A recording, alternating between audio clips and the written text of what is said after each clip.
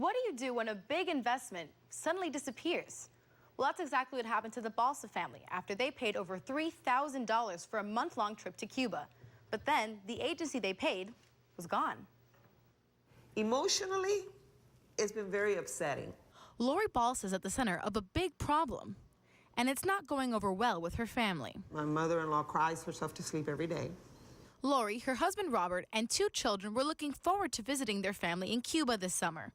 Robert was recently diagnosed with cancer and wants to see the loved ones he hasn't been able to in years. The Balsas planned their trip through Flor Caribe, a local travel agency in West Tampa, licensed to sell tickets and send things to the island. Balsa paid a total of $3,050 for passports, visas, and tickets to Cuba for her family of 4 to visit this month. That's when this gets interesting. Interesting indeed. The family's vacation plans were interrupted by a shocking revelation.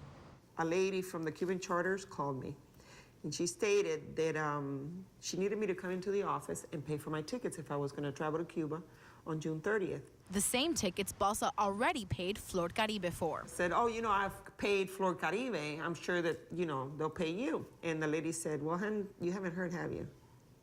I said, heard what? And she goes, Flor Caribe has closed their doors. They're no longer doing business. Balsa claims she was duped out of her money and fears she will not only never see it again, but also never get to Cuba.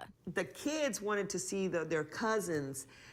I mean, you just put this picture in your mind, and we've been with this picture in our mind for 6 months. Balsa has filed a police report against the company after many failed attempts to contact them, and still no sign of her passports or plane tickets. They actually called clients in and took their money knowing that they were not going to pay for the tickets. But yesterday, Balsa finally heard back in a letter explaining that the company's federal license to sell trips to Cuba has been suspended. The company also says they had some serious financial problems and don't have the means to refund the Balsas their money. Sorry, it's not going to cut it. Something's going to have to give. I just think that this has been done in the past, and what happens is everything just quiets down and nobody follows through. And you're not going to do that. And in this particular situation, that's not going to happen. With no tickets and no passports, the family may be out of luck.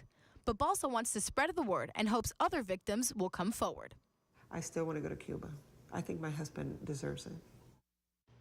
And so far, Rod, police say no action has been taken against the company. Well, will there be any arrests? And did the company do anything wrong by just kind of closing up and moving on? Well, taking money for services they didn't provide could be a criminal offense, but that's up to the district attorney to decide. All right. Thank you very much. We appreciate it.